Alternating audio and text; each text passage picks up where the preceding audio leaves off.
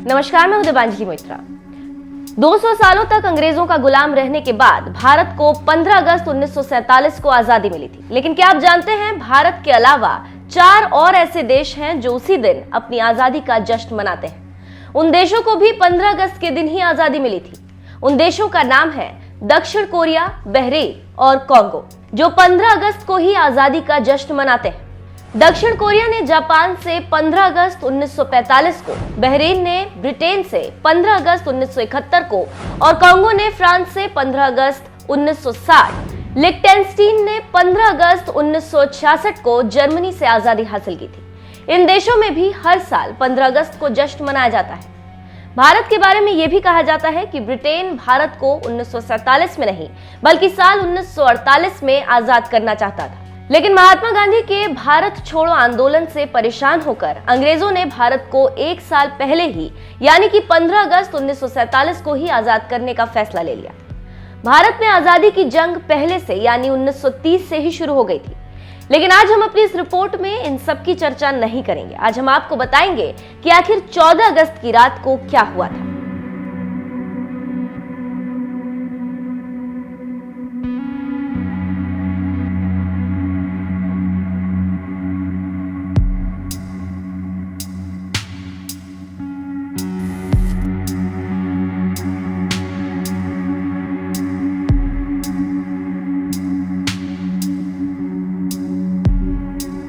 जब भारत के लोग गुलामी की जंजीरों को तोड़कर एक नए भारत की तकदीर लिख रहे थे, जिससे भारत का इतिहास, भूगोल और वर्तमान की सोच को बदलने वाला था। जी हाँ, वो रात थी 14 अगस्त 1947 की रात, यानी कि आजादी की रात। कई लोग कहते हैं कि भगवान भी उस रात इतने खुश थे कि खुशी के मारे रो रहे थे, यानी कि शाम से ही दिल्ली में जोरदार बारिश हो रही थी। लेकिन दिल्ली के रायसीना हिल्स पर बारिश की परवाह किए बगैर लगभग 5 लाख से ज्यादा लोग मौजूद थे और आजादी के दीवाने टस से मस नहीं हो रहे थे। रात को 9 से 10 के बीच सरदार वल्लभ भाई Patel, Pandit Jawaharlal Nehru, doctor Rajendra Prasad, Lord Mountbatten viceroy house पहुंचे। तब 14 अगस्त 1947 की रात को 12 बजने में कुछ पल बचे थे। इसी बीच पंडित नेहरू ने अपनी बात रखते हुए कहा कि हमने नियति को मिलने का एक वचन दिया था और अब समय आ गया है कि हम अपने वचन को निभाएं। पूरी तरह ना सही, लेकिन बहुत हद तक। आज रात 12 बजे जब सारी दुनिया सो रही होगी, भारत जीवन और स्वतंत्रता की नई सुबह के साथ उठेगा। एक ऐसा क्षण जो इतिहास में बहुत ही कम आता है, जब हम पुराने को छोड़ नए की तरफ जाते हैं, जब एक युग का अंत होता है और जब सालों से शोषित एक देश की आत्मा अपनी बात कह सकती है। ये एक संयोग है कि इस पवित्र मौके पर हम समर्पण के साथ खुद को भारत और उसकी जनता की सेवा और उससे भी बढ़कर सारी मानवता की सेवा करने के लिए प्रतिज्ञा ले रहे हैं। पंडित नेहरू के उस भाषण को अ ट्रिस्ट विद डेस्टिनी के नाम से जाना जाता है। लेकिन इस आजादी के साथ ही साथ भारत को उतना ही गम भी था, क्योंकि भारत 2 भागों में बंट गया था और एक नया देश पाकिस्तान ने जन्म लिया। इसके साथ ही साथ भारत अपने 3,46,737 स्क्वायर किलोमीटर का विस्तार और करीब 8 करोड़ 15 लाख लोग एक ही रात में गंवा दिए थे। भारत ऐसे ही आजाद नहीं हुआ था। आजादी के दीवानों ने इसके लिए काफी कुर्बानियां दी थी। इसके साथ ही साथ महात्मा गांधी के भारत छोड़ो आंदोलन ने अंग्रेजों को अंदर तक डरा दिया था। तो दूसरी तरफ सुभाष चंद्र बोस की आजाद हिंद फौज अंग्रेजों के दांत खट्टे कर रही थी। ऊपर से दूसरे विश्व युद्ध के बाद ब्रिटिश सरकार खोखली हो गई थी और हर जगह विरोध होने से अंदर से टूट गई थी। इसी वजह से अंग्रेजों में निराशा भर गई थी और अंग्रेजों को लग रहा था कि अब वो भारत पर शासन करने के लायक नहीं है।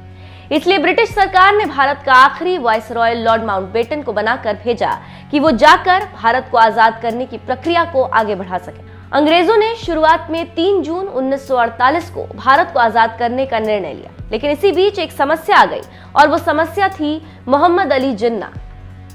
वो समस्या थी पाकिस्तान नामक अलग देश। जिन्ना की मांग थी कि हम भारत के साथ नहीं रह सकते, इसलिए भारत के हिस्से को काटकर एक नया देश पाकिस्तान हमें दिया जाए। और जिन्ना की इसी जिद की वजह से देश के अलग अलग हिस्सों में हिंसा भड़क उठी। देश के बिगड़ते हालत को देख अंग्रेज और डर गए और सोचने लगे कि हम भारत को कब छोड़ दें।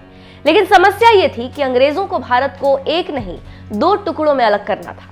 इसके साथ ही साथ यहाँ पर एक दिलचस्प बात आपको बताते चलें कि आखिर अंग्रेजों ने 15 अगस्त को ही क्यों चुना। तो आप जानते हैं कि भारतीय शुभ अशुभ को मानते हैं, लेकिन इसके साथ ही साथ अंग्रेज भी शुभ अशुभ को मानते हैं। लॉर्ड माउंटबेटन की माने तो 15 उनके लिए शुभ था, क्योंकि 15 अगस्त को ही जापान ने 1945 में ब्रिटेन समेत मित्र सेना के सामने आत्मसमर्पण किया था और इसके विधिवत सिग्नेचर 2 सितंबर को हुए थे। इसलिए लॉर्ड माउंटबेटन मानते थे कि 15 अगस्त का दिन मित्र देशों के लिए शुभ था, इसीलिए अंग्रेजों ने इस दिन का चुनाव किया।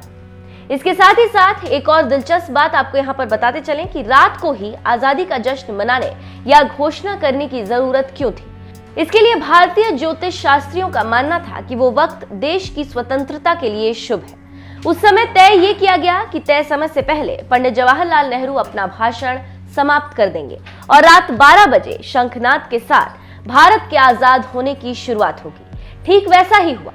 15 अगस्त की सुबह लगभग 8:30 पर पंडित जवाहरलाल नेहरू और उनके कैबिनेट ने पद और गोपनीयता की शपथ ली। यहाँ पर एक रहस्यमयी बात बताते चलें कि रात को लगातार बारिश के बाद सुबह बारिश बंद थी और आसमान पूरा साफ था। लोग आजाद भारत के तिरंगे को लहराते हुए देखना चाहते थे। देश के तिरंगे को रात को 12 बजे ही पंडित जवाहरलाल नेहरू ने सेंट्रल पार्लियामेंट में लहराया था और दूसरी बार सुबह 8:30 पर देश की जनता के सामने फहराया गया और अंग्रेजों का झंडा भारतीय जनता के सामने उतारा गया। देश भर के लोगों की आंखों में खुशी के आंसू थे। आजादी के बाद 15 अगस्त के दिन ही अंग्रेजों ने देश को नहीं छोड़ा और भारत के कुछ बड़े अधिकारी कुछ समय के लिए अंग्रेज शासन पद्धति में ही काम करते रहे। इसके साथ ही साथ 1500 ब्रिटिश सैनिकों की पहली टीम 17 अगस्त 1947 को रवाना हुई, तो आखिरी टीम 27 अगस्त 1948 को रवाना हुई। इसके साथ ही साथ अंग्रेजों की आखिरी फौज मुंबई के बंदरगाह से विदाई ली, तो जॉर्ज पंचम के शान में विदाई गीत गाया गया। क्योंकि हम अतिथि देवो भव में विश्वास रखते हैं और ये आज भी जारी है, तो ये है हमारी शान। हम दुश्मन को भी सम्मान से विदाई देते हैं। तो ये है भारत की 14-15 तारीख की कहानी का सार।